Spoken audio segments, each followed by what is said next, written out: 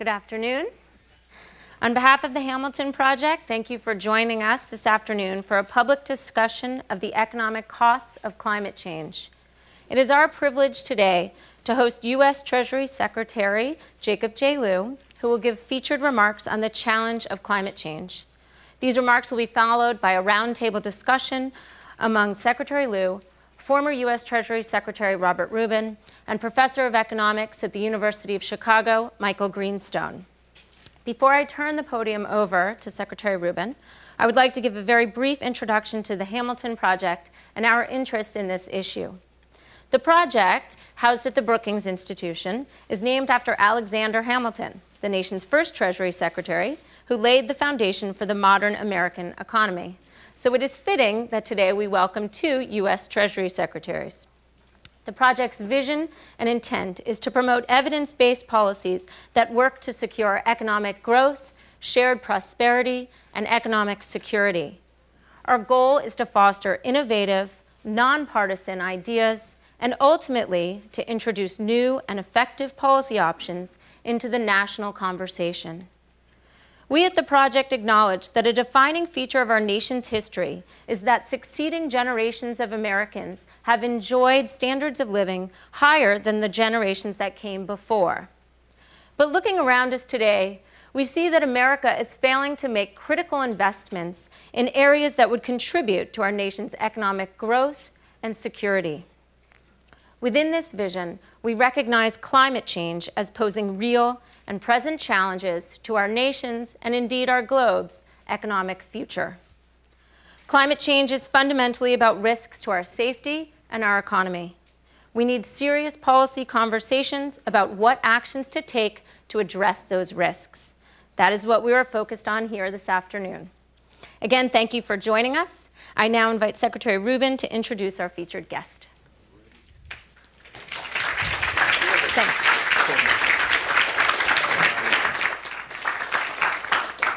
Thank you, Melissa. Let me apologize for starting a little bit late.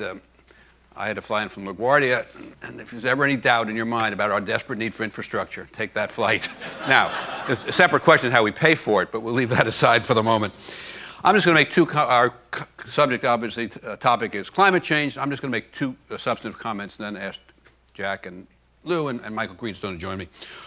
One is I've gotten pretty involved in this, and the reasons I've gotten pretty involved really are twofold. One, as I learned more about it, I began to realize that you have not only the most likely scenarios, which are pretty serious, in many cases severe over time, but you also have the real possibility, I think unfortunately maybe even a fairly high probability, that what ultimately happens are consequences that are vast multiples of the base case, and that the effects, in addition to, instead of just being, I shouldn't say just being severe, but in addition to being severe, in the long run, become catastrophic.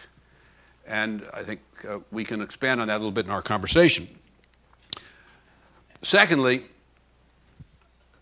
I said to a friend of mine the other day, who's a very well-known New York businessman, that I developed this intense concern about this, and he said, well, you know, there are a lot of pressing issues, and I think you're right, but we can deal with this some decades down the road.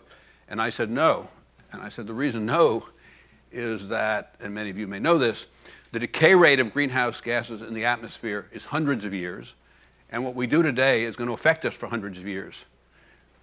Greenhouse gas emissions in the atmosphere are cumulative, they're irreversible, and as a consequence, this is an issue that cannot wait and that has to be dealt with now. And as Hank Paulson observed to me the other day, and he's right about this, if you look back over the last 10 years and see the kinds of projections climate scientists have made, they're periodically bringing forward the times when they think the more severe, and I think at least quite possibly catastrophic effects occur. So this is an issue of immense urgency, and it's an issue that we have to deal with now. In that context, let me invite to the podium the Secretary of the Treasury, Jack Liu, and Michael Greenstone. That's you, Michael. Okay. And Michael Greenstone. Let me make a brief, no, I guess not. Okay. I'm going to uninvite Michael.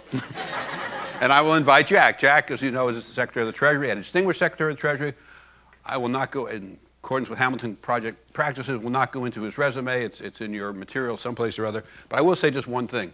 When Jack was in the Clinton administration and head of OMB, He was a pleasure to deal with. He was immensely substantive, as you probably know, and also very sensitive to the politics of the issues that he deals with. He knows Washington, and he also knew how to work with all of us, cabinet members, as we dealt with our issues. And it's very seldom that you'll find a fellow cabinet member say something nice about someone who's been head of OMB, or CBO for that matter, Bob Reichow, which is even worse.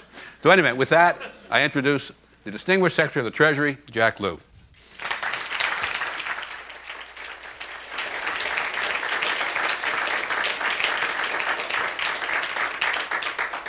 Thanks, Bob, for that introduction and for your strong leadership on the important issue of combating climate change. And thank you to the Hamilton Project and Brookings for hosting this event. This is an issue of great significance to our economy and to our nation's future. I want to talk today about the economic implications of a changing climate. But before I begin, I'd like to say just a few words about the U.S. economy. The U.S. economy emerged from the financial crisis that triggered a devastating recession, pushing our economy to the brink of a second Great Depression. Through effective policy responses and the resilience of the American people, our economy is now 6.6% larger than when the recession began in 2007. GDP increased at a 4.2% annual rate in the second quarter of this year. And our private sector has created 10 million new jobs over the past 54 months, the longest stretch of job growth in our nation's history. While more work remains, confidence in America's future is strong at home and internationally, something I saw over the last few days in Australia at the G20 finance ministers meeting. In addition to discussing the need to take decisive action to grow the global economy and create jobs, we discussed leveling the playing field on tax policy so that we would stop the erosion of the corporate tax base and avoid a race to the bottom in international tax policy. Later today, I'll have more to say about our ongoing efforts to address a glaring loophole in the U.S. tax code, inversions, and unfair practice in which corporations acquire foreign businesses and then switch their citizenship outside the United States to avoid paying U.S. taxes. In addition to our leadership on a host of global economic issues, the United States used the G20 as a forum to drive progress on climate change policy. The need for action is clear. The world can either choose to ignore the challenge today and be forced to take more drastic action farther down the road at greater cost. Or we can make sensible, modest, and gradual changes now, and in the process, create jobs, reduce business and household expenses, and drive innovation, technology, and new industries. This choice should also be clear. As an economic matter, the cost of inaction or delay is far greater than the cost of action. Costs associated with extreme weather events like rising sea levels, drought, heat waves, wildfires, floods, and severe storms demonstrate the scope of economic exposure. The Council of Economic Advisors estimates that if warming above pre-industrial levels increases to 3 degrees Celsius instead of 2, there could be a 1% decrease in global output annually. The economic cost of climate change is not limited to one sector of our economy. It threatens our agricultural productivity, our transportation infrastructure and power grids, and drives up the incidence of costly healthcare problems. We're facing historic levels of extreme weather from a range of conditions. Some parts of the country face extreme flooding, and others face severe droughts. Our agricultural regions are threatened, with some states facing a potential loss of up to 50 to 70% of average annual crop yields, and livestock productivity is threatened as well. Nowhere is the economic cost of climate change more clear than in the area of infrastructure, which is fundamental to our economy's productivity and competitiveness. The fact is, our water and sewer systems, our power plants and power grids, and our roads and airports were not designed or built for the extreme climate conditions that we're facing now and expect to face in coming decades. Superstorm Sandy in 2012 closed every tunnel and most bridges leading into New York City, while a large part of the subway system below 34th Street, including all 7 tunnels under the East River, was flooded by storm surges. Increased healthcare costs associated with pollution and extreme heat are well documented. Very high temperatures, for example, threaten the health and safety of construction workers, farmers, and others who work outdoors, while putting entire industries like housing and agriculture at risk. Extreme heat will also lead to more heat-related illness. Dangerous air pollution creates the risk of similar negative consequences for the health and safety of Americans across the country. On the other hand, much less has been said about the impact of climate change on our nation's fiscal situation. When the federal government has to step in and do things like provide disaster relief, crop insurance, protection from wildfires, health care. Taxpayers pay the cost.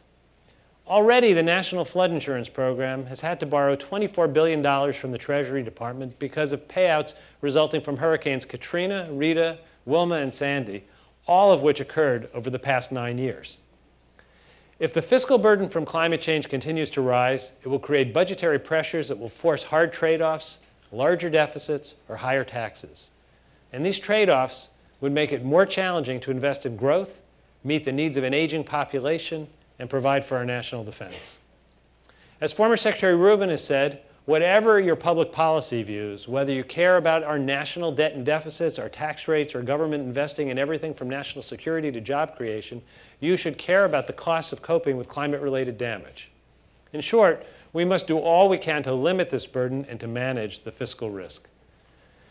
President Obama understands what's at stake, and after years of talk in Washington about facing up to the challenge of a changing climate, he's taken action by reducing carbon pollution, increasing energy efficiency, and investing in American energy, including natural gas, solar, and wind power. I know that some view combating climate change as a choice between investing in our future and growing our economy in the near term, but that's a false choice. Making the right investments will make our economy stronger today, create tens of thousands of new jobs, and position the United States to lead the world in technologies and the industries of the future. And we've already seen this work. Our new fuel economy standards will double the distance our cars will go on a gallon of gas by the middle of the next decade. And we've doubled the amount of renewable energy we produce. This means that our cars, trucks, and renewable technology will compete effectively in a world looking for energy efficiency, lower costs, and lower emissions. The fact of the matter is, over the past few years, solar installations have increased by 500%, and now every 4 minutes a home or business goes solar in the United States. At the same time, with the President's Better Buildings Initiative, the energy efficiency of America's commercial buildings is improving. Making buildings more energy efficient creates jobs, lowers business costs, and reduces pollution. So far, this initiative has led to $300 million in energy savings for organizations and businesses.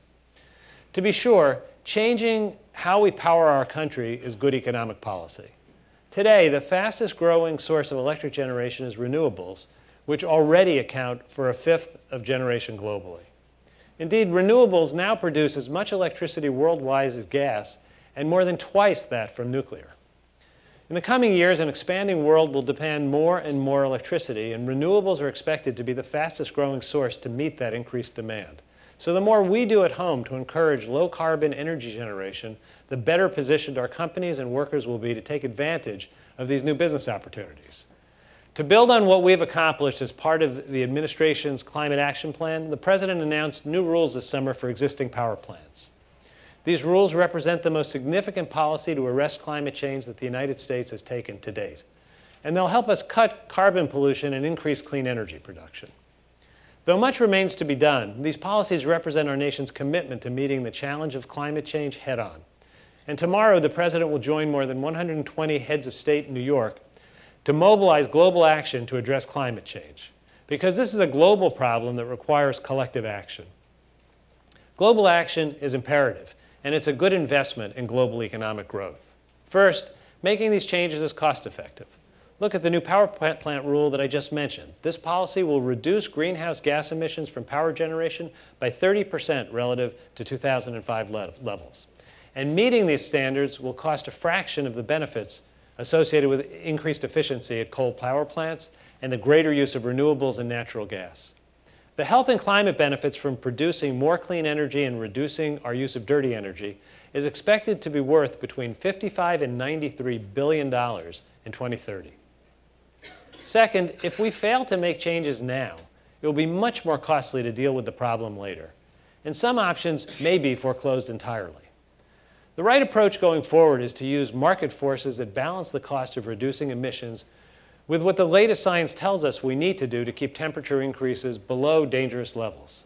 The alternative, allowing greenhouse gas emissions to reach increasingly dangerous levels, will require expensive and more difficult action later.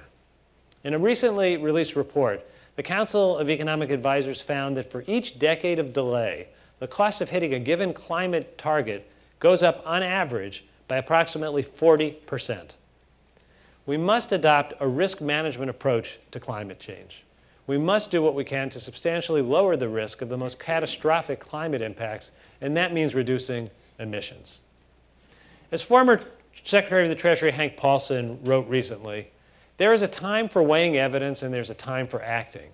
And if there's one thing I've learned, it is to act before problems become too big to manage. The fact that Secretary Rubin and Secretary Paulson have taken leadership positions in making the case to address climate change underscores the economic urgency of action. Let me close with 2 points. The first is that we cannot do this alone. We must work with the rest of the world to address this challenge. We must work with other industrialized economies so that everyone is cutting carbon pollution in a sustainable way. The G20 last week discussed the importance of this issue and agreed to continue its work to study ways to effectively mobilize resources for climate finance. And we must work with developing countries, many of which are the fastest growing carbon emitters, so that as they grow, they move to cleaner energy production. That's why Treasury has made the case to finance clean energy programs and substantially reduce support in the multilateral development banks for new coal projects. This step is helping to level the playing field for clean energy alternatives and supporting low-emission power generation worldwide. And we are actively working to secure the agreement of other countries and the multilateral development banks to adopt similar policies as soon as possible. We're also strong supporters of the Green Climate Fund, a multilateral fund created to help developing countries limit or reduce greenhouse gas emissions and adapt to the impacts of climate change. Second, we must continue to seek the most efficient, market-oriented ways to reduce carbon pollution. Congressional action based on market-based approaches is the most efficient way to reduce emissions and transition to a cleaner economy. With that, let me say climate change is one of the most important challenges of our time. What we do in the next few months and years to address this challenge will determine our nation's future, and if we take the right steps, we will leave the next generation with a stronger country, a better economy, and a brighter future. Thank you, and I look forward to the discussion.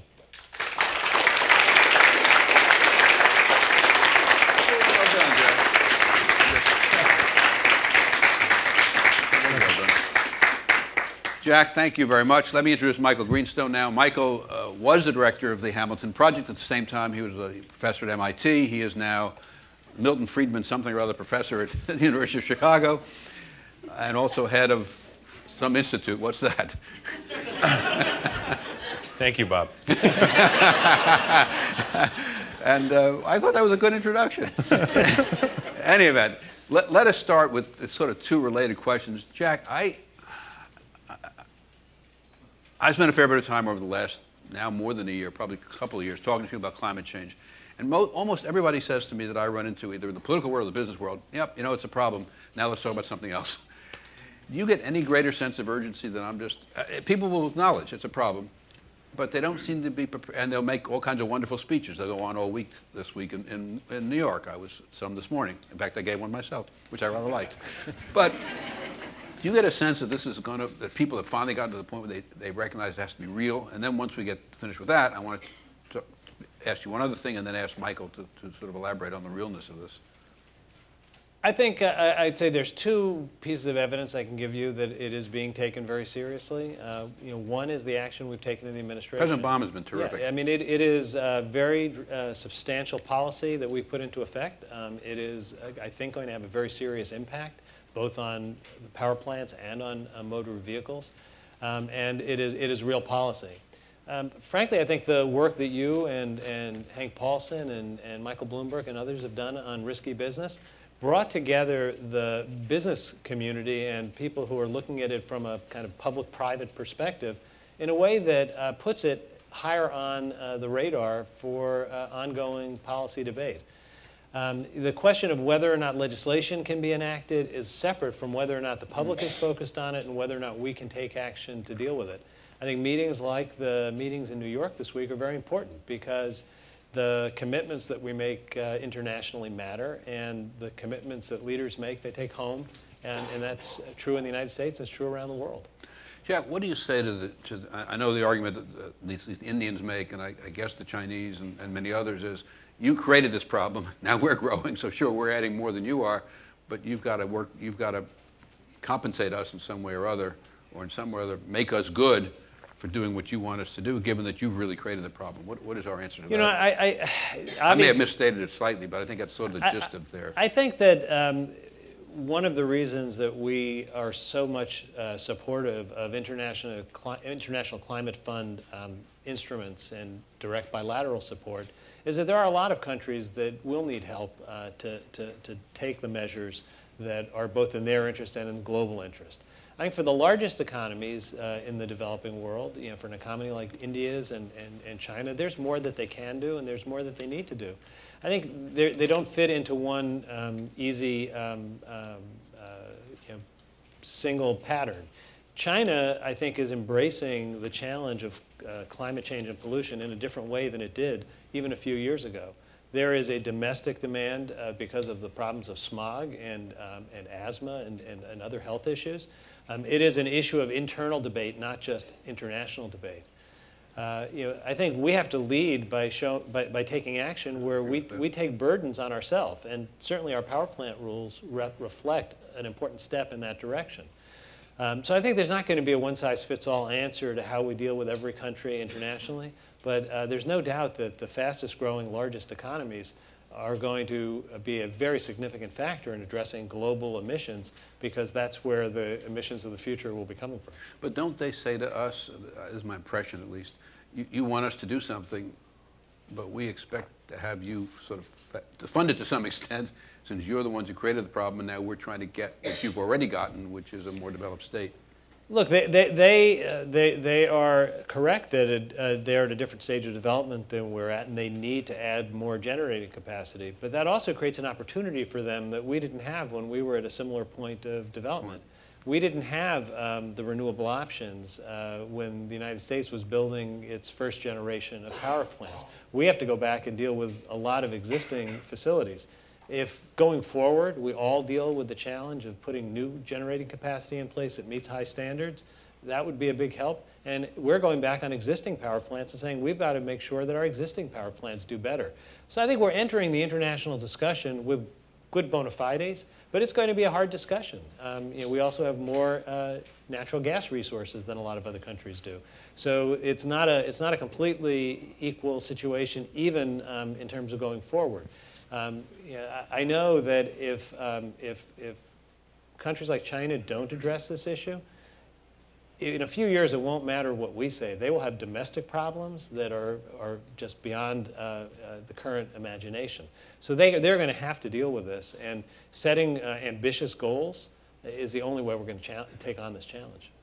Let me complete the, thank you, Jack. Let me complete the introduction of Michael. He is the Milton Friedman Professor in Economics and Director of the Energy Policy Institute at the University of Chicago, right? Thank you, Right, Bob. Good. Michael, why don't you give us a little bit of a sense of the magnitude of the possible risk, not just the baseline, although the baseline is very important, but what might lie beyond that? And what troubles you most about this? I think what troubles me most is, although there's great scientific certainty, there's a consensus among scientists that what's happening is related to human activity. There's a lot of uncertainty about the extent of the changes being unleashed by the greenhouse gas emissions. So one key is to get very, very wonky. One key, in my view, it all kind of turns on one, what they like to call parameter, which is how much temperature will change in exchange for a doubling of CO2 in the atmosphere. And it's a really wide range. They put kind of the middle 2/3 of the probability somewhere between 3 and 8 degrees. If it was just 3 degrees Fahrenheit, that would be okay. I think it would change the way we live, but it would pose some hardships. But if we really ended up at the high end, I think that's where life as we understand it in the United States and lots of other countries becomes a lot more complicated. You could see huge parts of the United States be roughly uninhabitable outside during the summer. You would see large crop declines, tremendous demands for new energy. And that's to say nothing of the very painful discussion that we could have. Well, which parts of the United States are we going to build dams to protect, and which parts are we going to let go? And so I think it's that risk of the really bad stuff that drives a lot of where a lot of the concern is.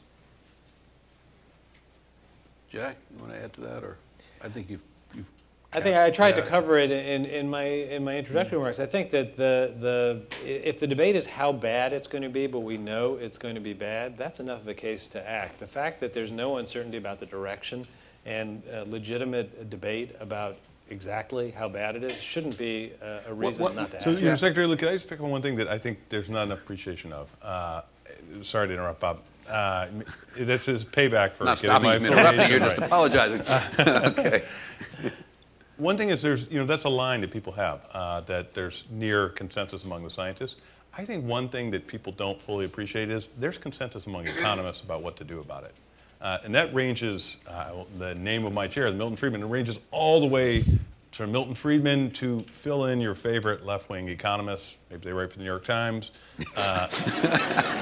There's a clear consensus about what to do, and that is when you are engaged in an activity that is harming other people, that activity should be priced.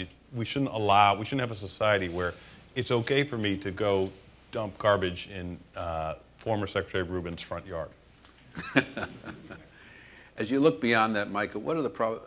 I heard somebody the other day make, actually a well-known person, I won't use his name, but he's a very well-known figure in American technology, who said he thinks that there's a high probability, I'm saying what he said, I'm not, that technologies will develop at some point that will pull this stuff, these emissions out of the atmosphere, and that we can kind of try to bridge our way to that. On the other hand, I've asked other people about that, and they say that's a heck of a risk to take.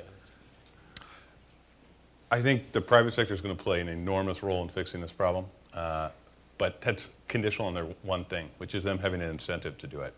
And that comes down to creating a market price for carbon emissions. Without it, I'm not a businessman, but without it, you just don't see companies engaging in expensive investments. But I guess what struck me, Michael, is that even with it, and with all the incentives, you're taking a risk on something that nobody's yet figured out how to do, and if it doesn't happen, then you get into the world that we've been talking about.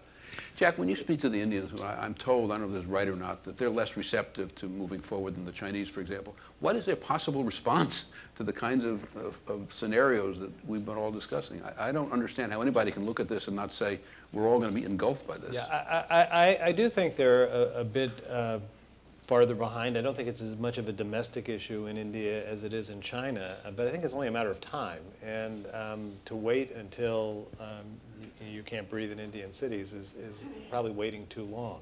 So it's a question of kind of working on rules that don't interfere with the ability of a country like India to grow. And part of that is going to come down to how do you finance the investments in the future. To the extent that we have technology that's available to meet the electricity needs of a growing economy at an affordable cost, it will help a lot. They're not going to be able to not have more electricity, just like China's not going to be able to have, avoid growth in electricity. So the challenge is going to be to meet that load with new technologies, and that's where I think we can work together. But I think it helps when there's a domestic pressure for it. I see more of that in China than I do in India right now, and I think that explains some of the difference. On the question that Michael is raising on market forces, we earlier in the administration made a proposal on a cap and trade kind of approach. It got through part of Congress, not through all of Congress. It would be a very good discussion to get back into with Congress on how to have market forces work to help shape this to a better solution. What I think we can't do is wait until Congress acts to take the steps that we can, because what we're doing, while it's incremental, is very significant in terms of changing what U.S. emissions will be over the next decades. Given that our political system seems to be somewhat less than perfectly functional, to say the least, if you take a look at what you've done, which, as I said before, I think really President Obama was heroic in going forward on these actions. If you take that in its totality, what percentage? This is a very rough kind of question, rough guess kind of a question. What percentage of the total response that we're going to have does that constitute? I'm better at the economics than I am at the at the science. I know on the auto side, doubling fuel economy kind of speaks for itself. I mean, I'm seeing it in gasoline tax receipts already. I mean, we're using less gasoline than we were expecting to, and that's good in terms of emissions. The power plant rules will dramatically reduce emissions. I'm not sure what percentage of the problem it solves. Michael may have. I think what I was driving at, yeah. let me answer the question, because I think the way you responded sort of clarified the question in my mind. If you take the auto, the CAFE standard Yeah. changes, and you take the coal plant changes, is that close to sufficient to address the U.S. piece of this problem? It's sufficient to keep us on track towards meeting the commitments we've made in the international negotiations on climate policy. We'll have to do more to get to the next level. So it certainly accomplishes a great deal. I don't think we can stop where we are. We're going to have to keep putting more policies into place. But it builds a foundation where there was a lot of skepticism that we could meet the commitments that we made at the last round of climate negotiations. And because of the actions we've taken, we're on track. So that's, you know, this is not a problem that we're going to solve in one action. And I think what we have to do is take the steps that we can that are clear and concrete. And if we were able to have a debate on the broader policy that would require legislation, I think we could do more. But using the administrative authority we have, meeting the international commitments we've made, I think is a pretty substantial accomplishment. We're not resting on our laurels. It's certainly sufficient for the president to go to the international community and say we're doing our part. And there were a lot of skeptics just a couple of years ago that we'd be in a position to do that. You know, I wonder if I could step back in time. If we go back to previous iterations of greenhouse gas treaty efforts, every single time the United States has had to show up and basically say, hey guys, you guys should really do something. And if you do it, we'll go back and we'll confer for a little while and we'll get back to you. And that was a tough position that existed in 2009 as well. And I think Secretary Liu is exactly right. The commitment that was made in 2009 by the administration now with these new rules will be met, which is I think it's 17% reduction by 2020 relative to 2005. The longer term commitment of 83% reduction by 2050 will require a lot more effort. But I think for the first time the United States can go to these international negotiations and say we have done something. And I think you know, the noises that one hears out of China about a potential nationwide cap and trade for carbon in a communist country, which is anathema here, but in a communist country is okay, starting then in 2016, I think that's partially a reflection of the efforts that the Obama administration has made. But if you take I won't dwell on this, but I'm just curious. If you look out over the decades as to what we have to do, what percentage of what we have to do have we accomplished? Is it not with exact number? Is it more like 20% or 50% or 80%? You know, the way I would think about it, the way I think about it is the problem has been for decades that the effective price on carbon, so that is the penalty for emitting CO2 in the atmosphere, was zero, basically around the world. You now have all these bright spots. You have the power plant rules. You have the state of California. You have the Northeast states in the United States. You have China doing things. And it's a huge step to get the price above zero.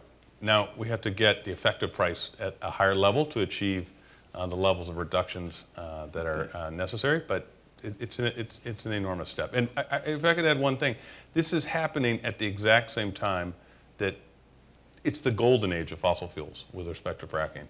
And so it is really an enormous accomplishment, I think, to make progress on CO2 emissions at the same time that that's happening. What's going to happen in Paris next year, Jay? You know, there's going to be a lot of bilateral discussions between now and Paris. We're going to work very hard to get an agreement with both the developed and developing countries to set ambitious standards. I don't think going to Paris without progress in some of these bilateral discussions will be as useful. So even in November, when the president's in China, this will be one of the topics that he and President Xi discuss. You know, it'll be on the agenda when we meet with India. I can't put a number out there. I mean, we want the goal to be as ambitious as realistic, and probably push a little beyond realistic.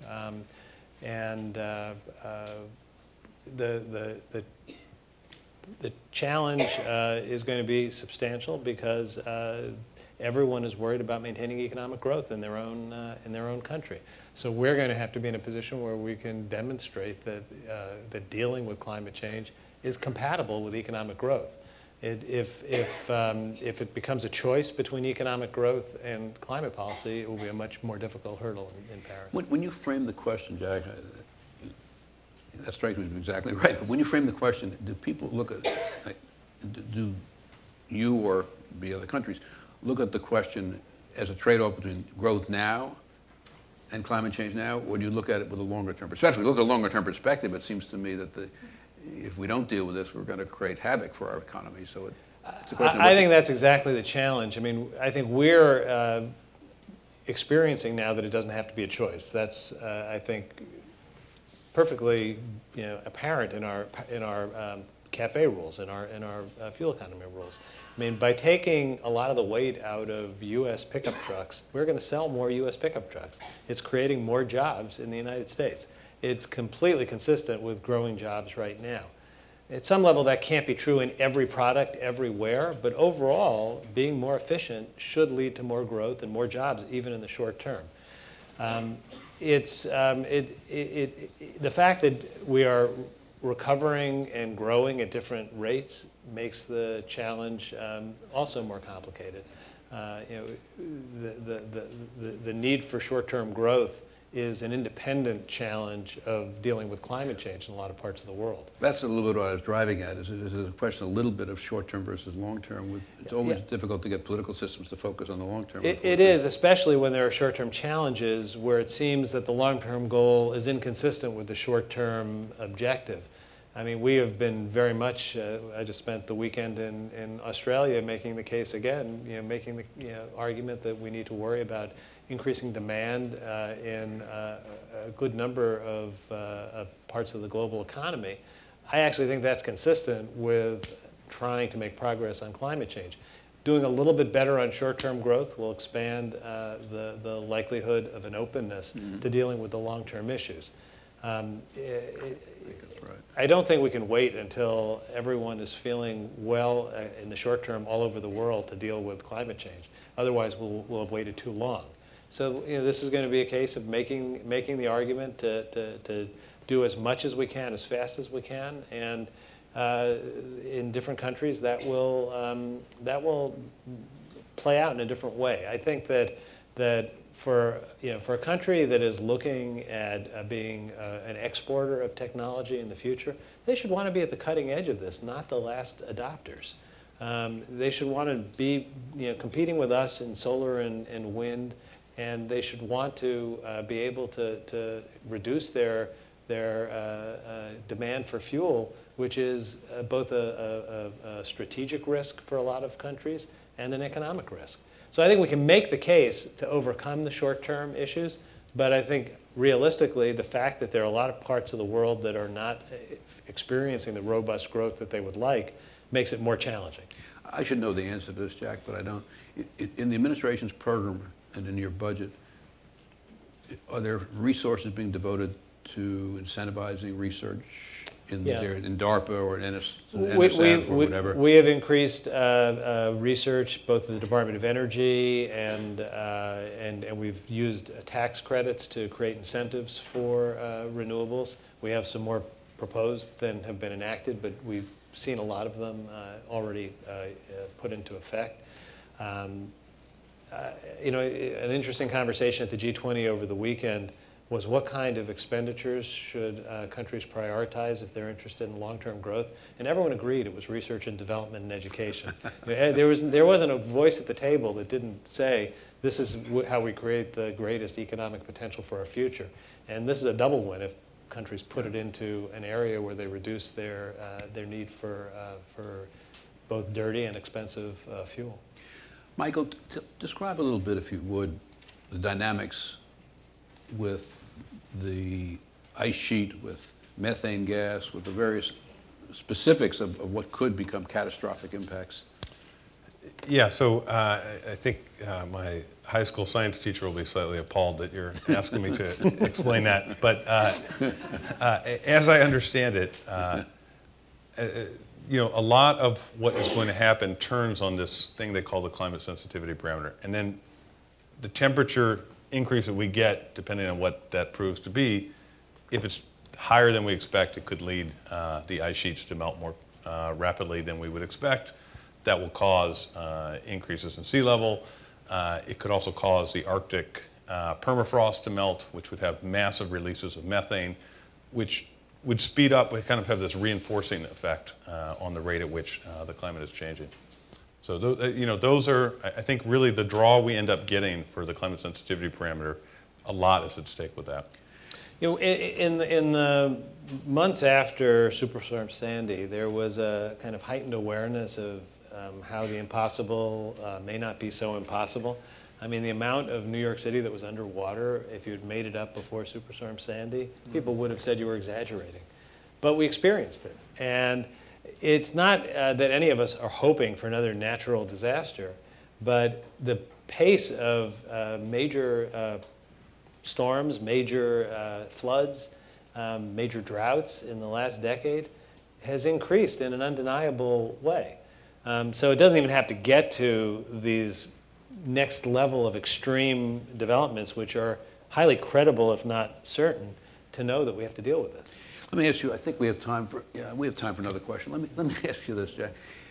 I've had the notion, but I don't know if the notion is right or not, that there just isn't, as I said before, you've done a terrific job, and the President certainly has, but there just isn't this sense of urgency that permeates our political and business, the political system and our business. Now, if we had a parallel GDP that took into account externalities, and if in the fiscal projections that you as Director of OMB used to have to make, you had a separate set of projections that took into account potential climate effects, and if we had disclosure requirements with respect to business with regard to the effects that climate change could have on them, would all of that increase awareness and perhaps help motivate action?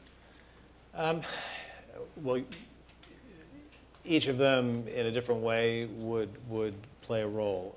Let me start with the piece that I've had the most experience with, the budget piece. By its nature, budget projections are backwards looking. So as we go through a decade of dramatic weather experiences, there's more and more being built into the projections. And you see it in the size of the Disaster Relief Fund, which has grown dramatically over the last decade. I'm not sure that it encompasses every risk out there, but it is kind of catching up. GDP, as you know better than I, is a complicated model that is imperfect, but does bring in both direct and indirect effects with a very high degree of utility. The projection that I referred to that the Council of Economic Advisors did that looks at the impact of a 3 versus a 2 degree Celsius increase in temperature on global GDP reflects the indirect impact of climate through the GDP model. I'm not enough of an econometrician might be able to figure out a way to do it more directly, but I think it's already being reflected in a way that makes the case, and to some extent, it's a question of recognizing that and dealing with it as opposed to the lack of transparency. On the disclosure side, the basic standard of disclosure is materiality. And I think that the more investors make clear that they consider climate risks material, the more firms will have to, under current rules and current law, make these disclosures. And our experience with special subject-specific requirements at the SEC has not been as successful as the general materiality standards. So while I will actually discuss with the chairman of the SEC this idea and get a sense of their reaction to a separate standard, I think the challenge first and foremost is for investors to say they need to know more about the risks, and then firms will have to make the disclosures under current law. Yeah, I agree. I mean, that is absolutely right. Maybe I'm being unduly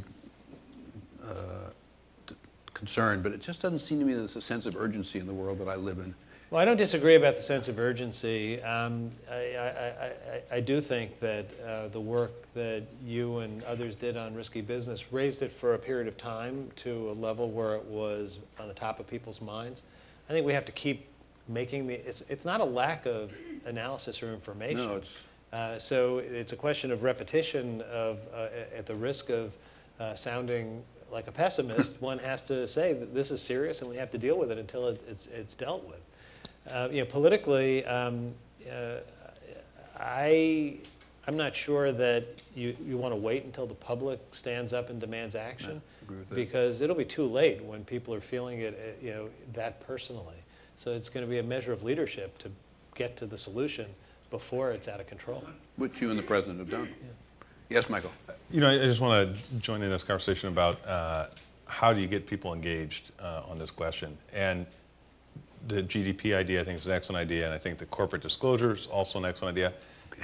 And the challenge in all that is, well, what is how do you monetize it? How do you come up with a value for that? And actually, there's a solution, which is the U.S. government has an official social cost of carbon, which is the dollar value of the estimated damages from each extra ton of emissions in the atmosphere. And in principle, that number could be applied widely. It could be used for the GDP number. It could be used for corporate disclosure. It could be used by state public utility commissions who are trying to figure out what kind of plants to cite. It could be used in the treatment of our natural resources and how we sell them. And in principle, that exercise that you're suggesting is not difficult to do. Jack, I am being threatened with being fired. You apparently have to go back to the White House. Anyway, thank you, and you've been terrific, and thank you for joining us. Thank you, Bob, and thanks for the work you're doing on that.